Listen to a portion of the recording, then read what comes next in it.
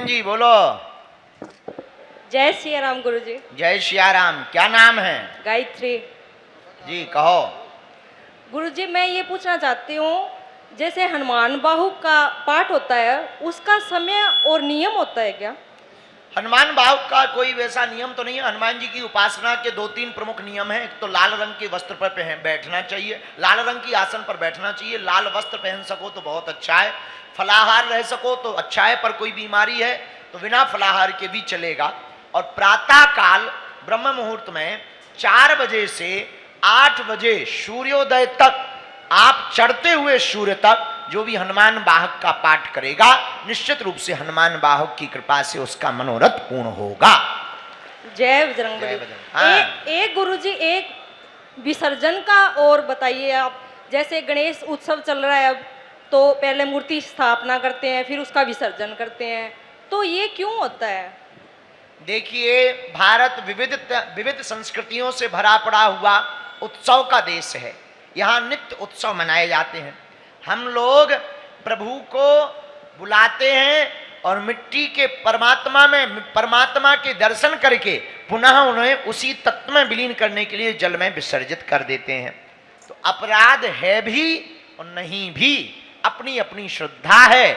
इसीलिए भगवान को बुलाया है तो उतने बड़े भगवान की देख रेख कर पाना, पूजा कर पाना मुश्किल है। उससे अच्छा है कि विसर्जन ही कर देना चाहिए। जय हो। जय हो। जी भाई साहब बको।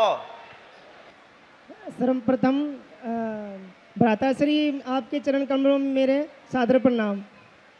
क्या? आपके चरणों में सादर प्रणाम।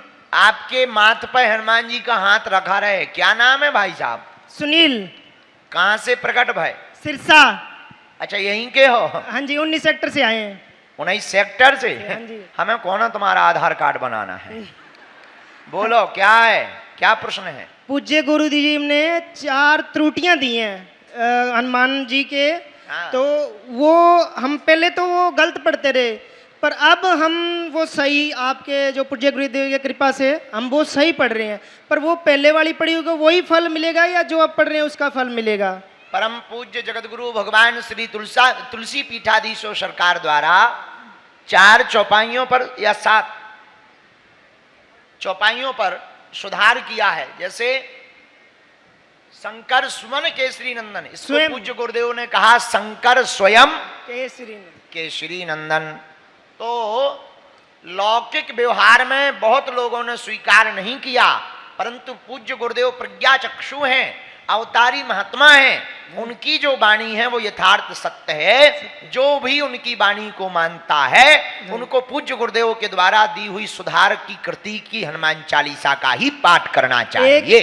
एक अनुरोध है मेरा सालासर धाम मंदिर वालों से। वहाँ हनुमान चालीसा बहुत पढ़ते हैं, कृपया करके वही हनुमान चालीसा वहाँ रखी जाए। मोरो भैया, अपन किसी पे थोप नहीं सकते, पर हम मानते हैं गलत हम तो मानेंगे, किसी पर थोप नहीं सकते हैं। वो अगर माने तो ठीक है, ना माने तो जय बजरंग। पर मेरा अनुरोध है भी वो अच्छा। जो सत्य हनुमान चालीसा है उसी को वहां रखें हनुमान जी के मंदिर में। चश्मा लगाए तिलक लगाए बहन जी खड़ी हैं, हाथ खड़ा किए, उनको जब तक दे दो। तिलक लगाए लंबा सा। धन्यवाद भ्राता जी। जय हो मेरे भैया। कथा कैसी लगी? बहुत अति सुंदर। पहली बार सुनी क्या? सर बस मम्मी जी तो लगा के ही रखते हैं। हमारे घर में एलईडी आपके लिए स्पेशल रिजर्व है। हमारे लिए? बिल्कुल, कथा के लिए। कथा के लिए? हाँ, ये मेरी मम्मी आपकी भक्त बहुत बड़ी है, इनको आशीर्वाद दे दे। आ जाओ, माता जी को मंच पे भेज दो। बड़े लोग तो हमारे मंच पे आते हैं, तुम्हारी माँ को आने दो। लाल हो गई, हम सोए नहीं माता, इसलिए आंखें लाल हो गई। आज हम सो नहीं पाए ना, हम वहां गए थे भोपाल, इसलिए आंखें लाल हो गई हैं। अब वो ठीक हो जाएंगे, हम अभी जाके सो लेंगे। तुमको टेंशन है? हाथ धर दो हमारे सिर पे।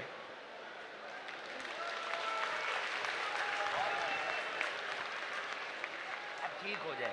तुमने भोजन करे? कहाँ रहती तुम? सिरसा में 19 सेक्टर में। भगवान ने चाहा अगर हमारे पास टाइम रहा तो हम तुम्हारे घर चाय पीने आएंगे। ठीक? तो इनको नाम नंबर पता लिखवा दो, अगर भगवान ने चाहा हम तुम्हारे घर आ जाएं। जाओ।